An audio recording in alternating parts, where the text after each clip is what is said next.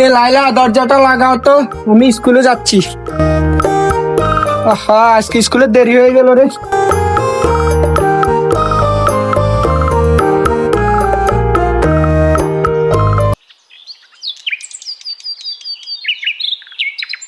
আবুল, এক কাপ চা দে, মনটা আজকে ভালো নেই। হয়েছে ভাই? এলাকার অবস্থা দিন দিন খারাপ হচ্ছে, ছেলে মেয়েরা যা ইচ্ছা তাই করতেছে, মা বাবার কোনো খবর নেই। এটা তো আমাদের এলাকার নিত্যদিনের ঘটনা।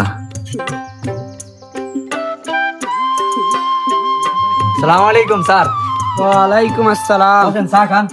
না, বসবো না, স্কুলের দেরি হয়ে যাচ্ছে, স্কুলে যেতে হবে। স্যার, একটা কথা ছিল। কি বলো?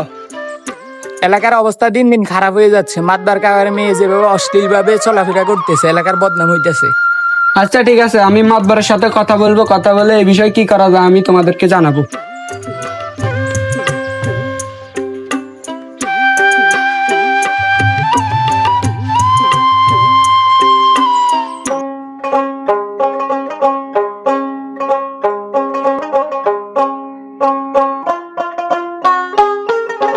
মাতবার সাহেব, মাতবার সাহেব, একটু দাঁড়ান।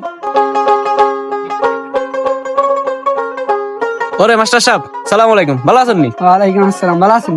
এই তো আছি, আপনাকে দোয়া আল্লাহ রাখছি। আপনারা কিছু কথা কইতাম আপনার মেয়ে টুম্পার ব্যাপারে। কি কথা মাস্টার সাহেব? আপনার মেয়ে টুম্পা এলাকা আঁড়ি আঁড়ি আবিরের সাথে যেগুলা করে, এলাকার মানুষ তো এগুলা নিয়ে অনেক সমালোচনা করে। এখন আপনি যদি বিষয়টা একটু দেখতেন, মেয়ে তো অনেক মেধাবী একটা মেয়ে, বুঝ জ্ঞান হয়েছে, বড় হয়ে গেছে। এখন যদি এলাকায় হাঁটি হাঁটি এগুলা করে, তাহলে তো মানুষের চোখে পড়ে যায়। এখন আপনি বিষয়টা দেখিয়েন, মেয়ের বয়স হয়েছে, মেয়ের যদি পছন্দ থাকে মেয়েকে মেয়ের মতো বিয়ে শাদী দিয়ে একটা ব্যবস্থা নেন। আর বিষয়টা একটু মাথায় রাখিয়েন, এলাকার মানুষ কথাবার্তা বলে। আচ্ছা ঠিক আছে, আমি বিষয়টা দেখতাছি। আবির, আর পারছি না, এলাকার মানুষ আমাদেরকে নিয়ে অনেক সমালোচনা করে। আমি এখন কি করব? চল আমরা পালিয়ে যাই। পালিয়ে যাওয়া কি আমাদের জন্য ঠিক হবে? তাহলে কি করবো? ফ্যামিলি থেকে তো চাপ দিচ্ছে। যদি ধরা পড়ে যায়? তুমি যদি সত্যি আমাকে ভালোবাসো তাহলে ভয় কিসের? চলো তাহলে আমরা আগামীকালকেই পালিয়ে যাই।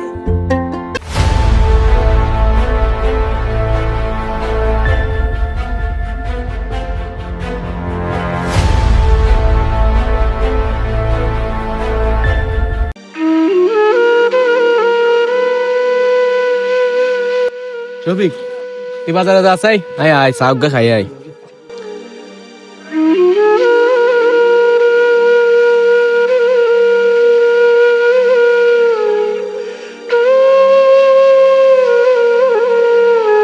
আবুল, এক কাপ চা দে চাই।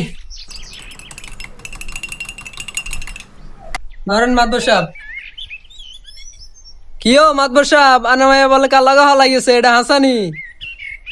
তুই বেশি কথা কস, তো চাই আর খাইতাম। কিও মাদ্রাসা সাহেব, আনার মাইয়া বেলে কাল্লা গাও লাগিয়েছে।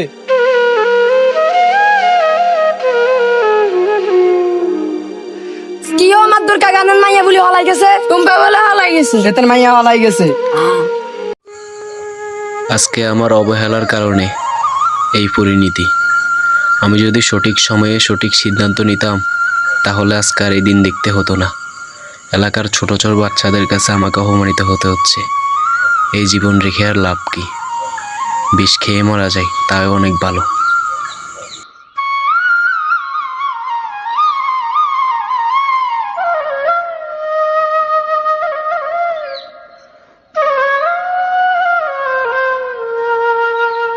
আমার মতো এত সুখী নয় তো কারো জীবন। কিও মাদ্রাস সাহেব, মাদ্রাস সাহেবের কি হয়েছে?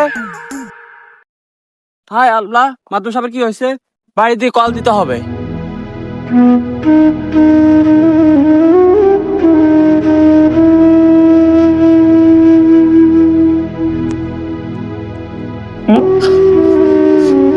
মাদ্রাস সাহেব, মাদ্রাস সাহেব, আপনার কি হয়ে গেল? মাদ্রাস সাহেব, বাবা, আপনার কি হয়ে গেল?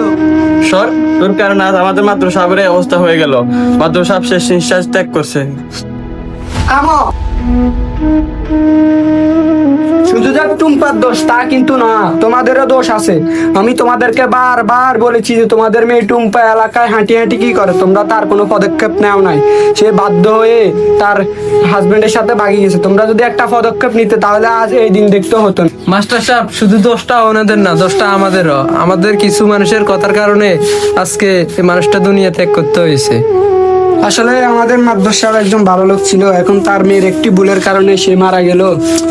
আসলে তার মেয়ের ভুল বললেও হবে না, আমাদের সমাজটা আজ নষ্ট হয়ে গেছে। আমাদের সমাজে এখন জিনাটা সহজ হয়ে বিয়েটা কঠিন হয়ে গেল। আমাদের হাদিসে আছে তোমরা লোহার আংটির বিনিময়ে হলেও বিয়ে করো, কিন্তু আমাদের সমাজে এখন বিয়েটা অনেক কঠিন হয়ে গেছে। ছেলে মেয়েদেরকে প্রাপ্ত বয়সে বিয়ে দেয় না, বলে তোমরা নিজের পায়ে দাও। নিজের পায়ে দাঁড়াতে দাঁড়াতে মেয়ে ছেলেরা কখন জিনায় জড়িয়ে পড়ে কেউ তখন বলতে পারে না। তখন তারা তাদের এই পালিয়ে যায়, মা বাবার সম্মান নষ্ট করে। আসলে এগুলো আমাদের সমাজের জন্য একটা কলঙ্ক হয়ে দাঁড়াচ্ছে। তাই আমাদের সকলের বাবা মার উচিত, গার্ডিয়ানদের উচিত ছেলে মেয়েদেরকে প্রাপ্ত বয়স হলে তাদের পছন্দ মতো তাদেরকে বিয়ে দিয়ে দেওয়া। তাদের একটা মত সম্মতি আছে, তাদের মত সম্মতির দাম দেওয়া, প্রাধান্য দেওয়া। আমাদের সমাজে এখন উচিত বিয়েটাকে সহজ করে দেওয়া। এই সবাই লাশটাকে দাফনের ব্যবস্থা করো, বেশি দেরি করো না, লাশ বেশিক্ষণ রাখা ভালো না।